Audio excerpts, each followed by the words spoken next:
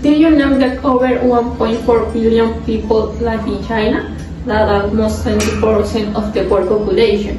Although more than 200 different dialects are spoken there, everyone connects through one language, Mandarin.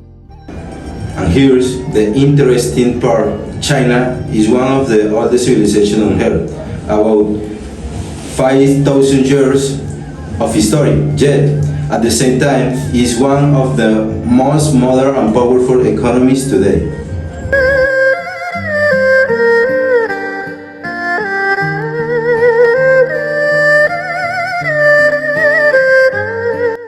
Exactly, and that's what we want to explore today. How does a country keep its ancient traditions alive while leading the world in technology and business? And more importantly, why should this matter to use in international trade? Because understanding culture isn't just about being polite or respectful. It's the case to do business the right way. And with Chinese society being one of the biggest players in global trade, this matters now more than ever. So today we're going to explore Chinese culture, from its history to its food, to its language and to its philosophy. And then we'll dive into how all of this shows up when the Chinese do business. Let's start from the beginning. China wasn't always the unified country we know today or thousands of years. It was ruled by different dynasties. Think of the 10 as different eras, each leaving something fundamental behind. The Han Dynasty gave us paper and the Silk Roads. The Tang Dynasty was the golden age of poetry and art, and the Ming Dynasty built some of the most famous landmarks we know today.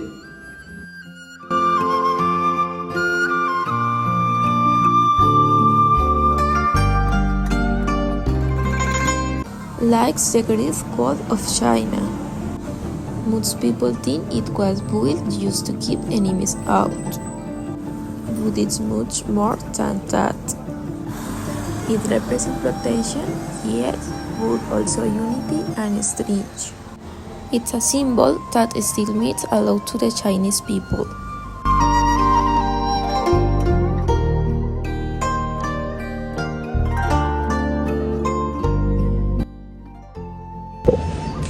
Now let's talk about traditions. Chinese New Year is the country's biggest celebration, and I mean huge. It's the largest human migration on Earth. Millions of people travel back to their hometowns just to be with their families. That tells you something very important about Chinese culture. Family always comes first.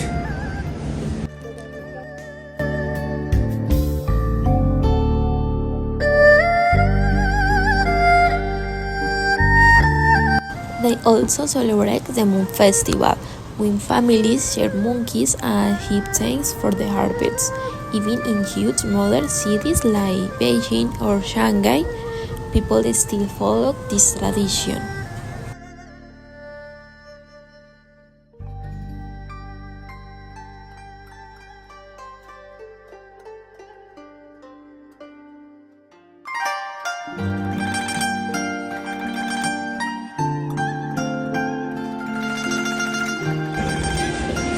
And that's what's fascinating. Chinese society hasn't left its past behind. It carries it forward. That's respect for history and family will appear again when we talk about business, because in Chinese culture, business relationships are like family relationships. Long-term, belong truths and recurring passions.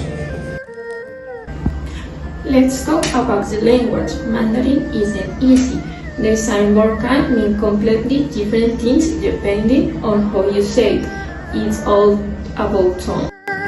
Yes, there are 4 tones plus a neutral one.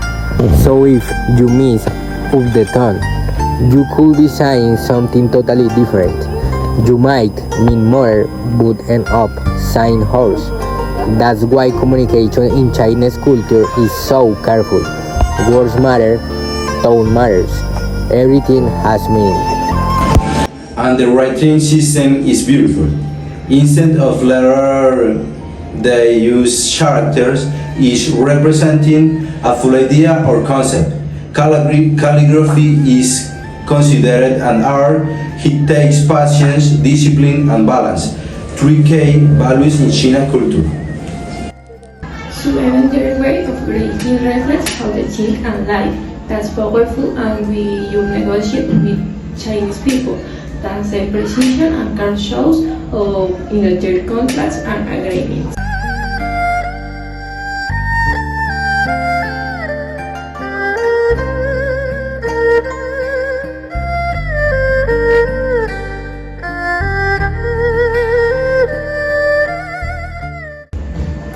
Chinese art is about balance and meaning. Traditional painting of moon and rivers are includes beautiful images. They represent harmony between humans and nature, and that search for harmony isn't just artistic, it's philosophical.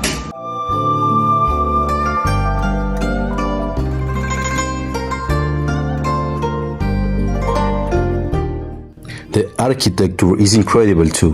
The Forbidden City is Beijing, was China's political center for centuries. Those red and gold roofs symbolize imperial power and greatness. Every detail has meaning. Nothing is random.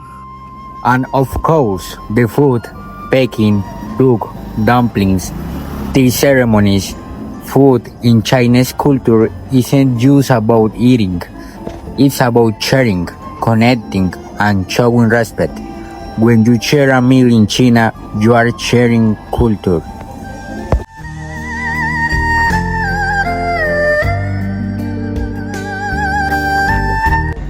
And this becomes super important in business. In China, many deals are closed over dinner. Not in office or bathrooms, rules in restaurants, with sharing food and building personal bonds.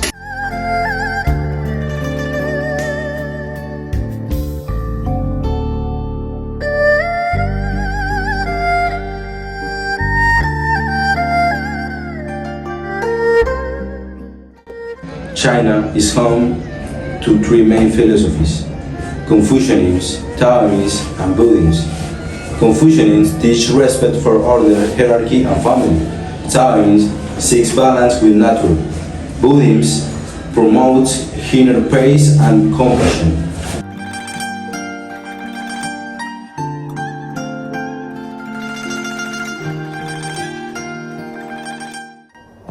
But these aren't just religious concepts.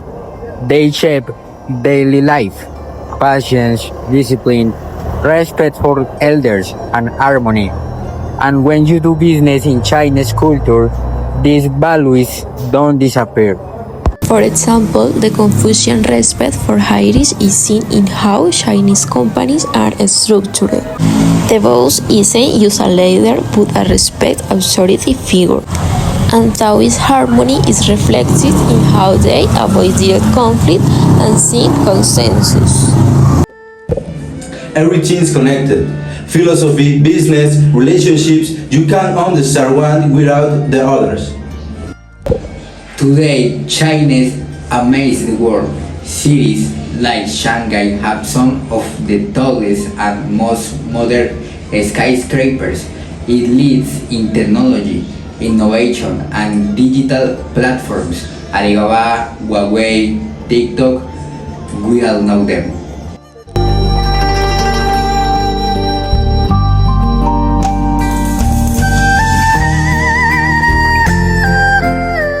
But what's fascinating that they haven't abandoned their customs. They still celebrate ancient festivals, practice martial arts like Kung Fu, and maintain traditional values. A Chinese entrepreneur can close $1 million deal in the morning and celebrates the Lunar New Year with family in the evening.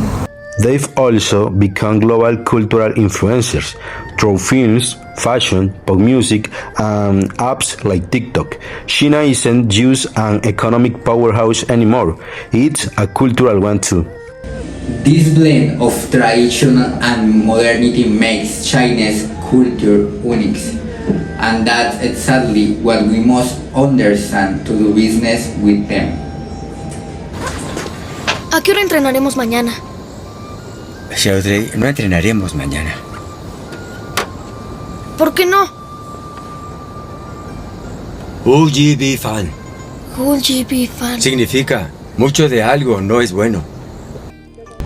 In international trade, understanding Chinese culture isn't optional, it's essential.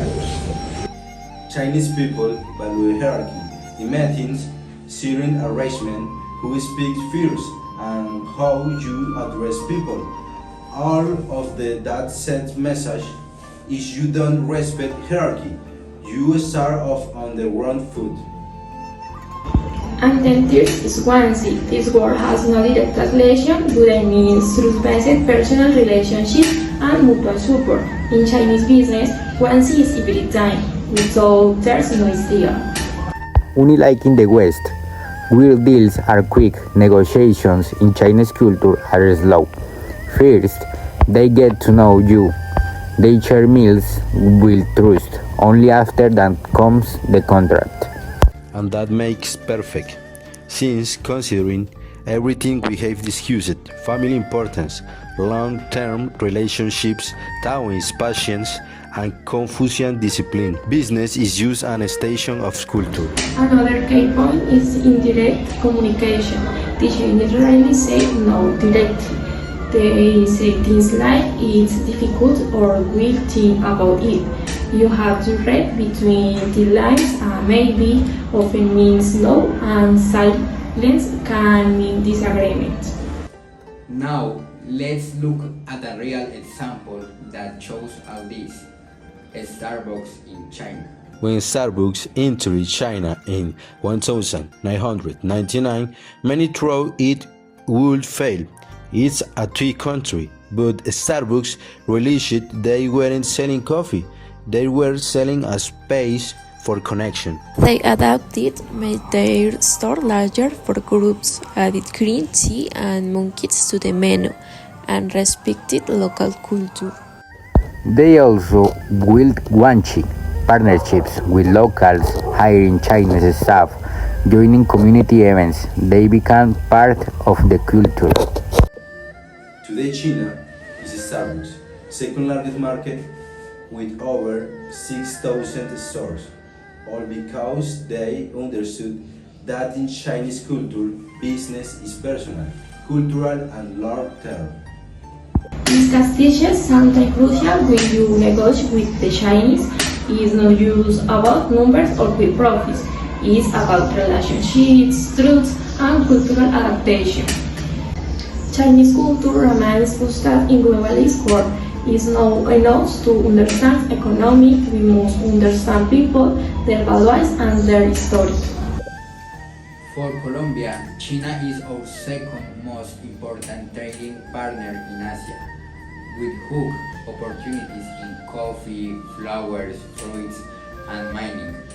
But to seize them, we must make the effort to understand how Chinese people think and negotiate.